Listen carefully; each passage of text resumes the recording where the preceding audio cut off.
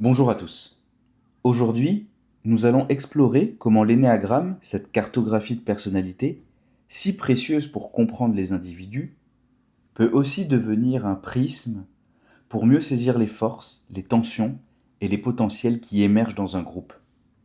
Les collectifs, qu'il s'agisse d'une équipe de travail, d'un projet associatif, d'une communauté ou d'un éco-village, sont des microcosmes où se rejouent nos dynamiques psychologiques.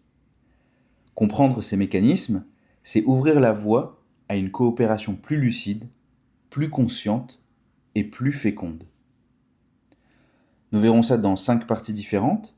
Première partie, pourquoi parler du collectif. Deuxième partie, les phases de développement des groupes. Troisième partie, les apports de l'énéagramme. Quatrième partie, études et exemples de collectifs. Cinquième partie, dynamique inconsciente. Pour cela, nous convoquerons les travaux des chercheurs et de penseurs majeurs. Kurt Lewin, fondateur de la dynamique des groupes. Scott Peck, psychiatre ayant étudié les étapes de formation des communautés.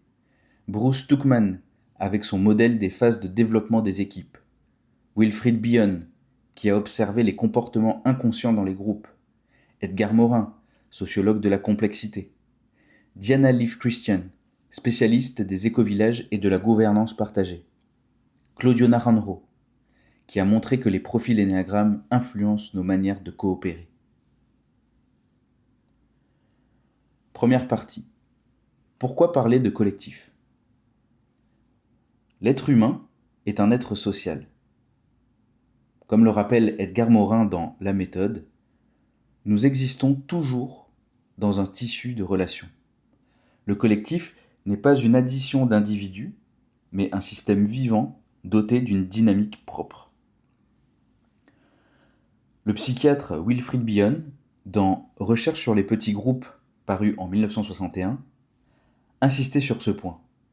Lorsqu'un groupe se réunit, il se crée une sorte de psyché collective qui dépasse les intentions inconscientes de ses membres. Exemple, dans une équipe de travail, même si chacun vient avec ses compétences, on voit apparaître des rôles implicites. Le leader, le critique, le médiateur, l'enthousiaste. Ces rôles émergent spontanément et influencent l'ambiance. C'est là que l'énéagramme peut enrichir notre regard. Chaque profil apporte une énergie, une manière d'être en relation. Mais si ces énergies ne sont pas reconnues et pas intégrées, elles peuvent devenir source de conflits ou de blocages. Deuxième partie. Les phases de développement des groupes. Les groupes passent par des étapes, parfois chaotiques. 2 modèles sont particulièrement éclairants. Le premier, celui de Bruce Tuckman, en 4 étapes. En 1965, ce psychologue propose un modèle encore largement utilisé. Étape 1. Formation. Les membres se rencontrent, adoptent une posture polie. Étape 2. Turbulence. Les tensions apparaissent, chacun cherche sa place. Étape 3. Normalisation. Les règles implicites ou explicites se stabilisent. Et enfin, l'étape 4. La performance. Le groupe devient réellement efficace.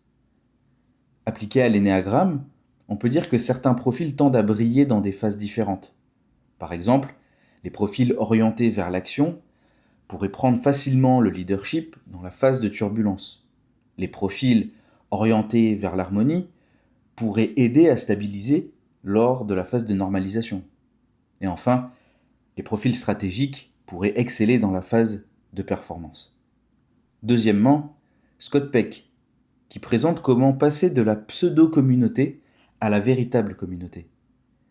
Dans A Different Drum, Community Making and Peace, en 1987, Peck distingue 4 situations. Situation numéro 1, la pseudo-communauté, où tout le monde fait semblant de bien s'entendre. Situation numéro 2, le chaos, où les divergences éclatent, les égos s'affrontent. Situation 3, le vide. C'est le moment de lâcher prise, où chacun abandonne ses illusions de contrôle. Et la situation 4, la communauté véritable, là où l'authenticité, l'écoute et la confiance sont bel et bien présentes. Cette grille résonne fortement aussi avec l'énéagramme. Nos profils nous poussent à vouloir contrôler, dominer ou éviter les tensions. Traverser ces situations demande de connaître nos mécanismes. Troisième partie, les apports de l'énéagramme. La cartographie de personnalité de l'énéagramme décrit 9 grandes dominantes d'être au monde. Dans un collectif, cela signifie 9 dominantes de contribution possibles, mais aussi 9 dominantes de sources de tension. Les profils orientés vers l'action, ils vont vouloir avancer, trancher, obtenir des résultats. Ils dynamisent, mais peuvent aussi écraser. Les profils orientés vers le lien, ils vont chercher l'harmonie, la reconnaissance mutuelle. Ils apaisent, mais ils peuvent aussi éviter les conflits nécessaires. Les profils orientés vers l'analyse, ils apportent de la vision, de la lucidité, de la stratégie, mais ils risquent de paralyser par excès de prudence. Le psychiatre Claudio Naranjo, dans Caractère et névrose, souligne que nos blessures psychologiques s'expriment puissamment dans la vie collective. Le groupe devient un miroir de nos fixations. Exemple, un profil en quête de perfection risque de rigidifier les normes du groupe. Un profil centré sur le pouvoir risque de capter le leadership.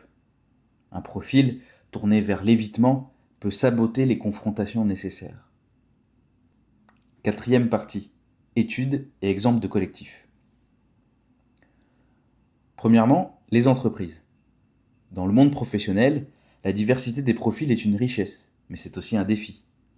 Les recherches en management, voir par exemple Edgar Schein dans Culture d'entreprise et leadership paru en 2004, montrent que la culture collective d'une organisation se construit à partir de visions dominantes de ses membres fondateurs. Un collectif dominé par des profils stratégiques développera une culture de contrôle.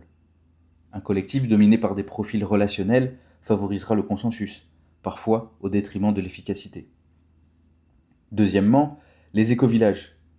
La chercheuse Diana Leaf Christian, dans Créer un écovillage, paru en 2003, observe que la réussite d'une communauté repose moins sur son idéal que sur la qualité de ses pratiques de gouvernance. Les profils de l'énéagramme, en révélant les styles de communication et les résistances au changement, permettent de mieux anticiper les tensions. Troisièmement, les groupes militants ou associatifs. Ces collectifs révèlent souvent des conflits liés aux égos. Qui prend la parole? Qui décide? Qui reconnaît le travail des autres? Ici encore, l'énéagramme peut être une boussole pour comprendre pourquoi certains s'épuisent, pourquoi d'autres monopolisent et pourquoi certains décrochent. Cinquième partie, les dynamiques inconscientes. Le psychanalyste Wilfried Bion distingue 3 hypothèses de base qui agitent les groupes. La première, c'est la dépendance. Le groupe attend d'un leader qu'il sauve la situation. La seconde, c'est l'attaque-fuite. Le groupe se soude contre un ennemi commun, réel ou imaginaire. La troisième, c'est l'appariement. Le groupe projette son espoir sur 2 membres censés engendrer une solution. Ces dynamiques inconscientes se combinent avec les profils de l'énéagramme. Par exemple, un groupe dominé par des profils de dépendance cherchera toujours un chef. Un groupe dominé par des profils méfiants risque de basculer dans l'attaque-fuite. Conclusion. L'énéagramme, lorsqu'on l'applique à la dynamique collective, n'est pas une recette toute faite, mais il devient une cartographie de personnalité partagée, une langue commune, permettant de mettre des mots sur les forces ou les pièges des groupes. Comme le disait Kurt Lewin, rien n'est plus pratique qu'une bonne théorie. Comprendre les profils, reconnaître les phases de développement, observer les dynamiques inconscientes, voilà ce qui permet à un collectif de grandir en lucidité.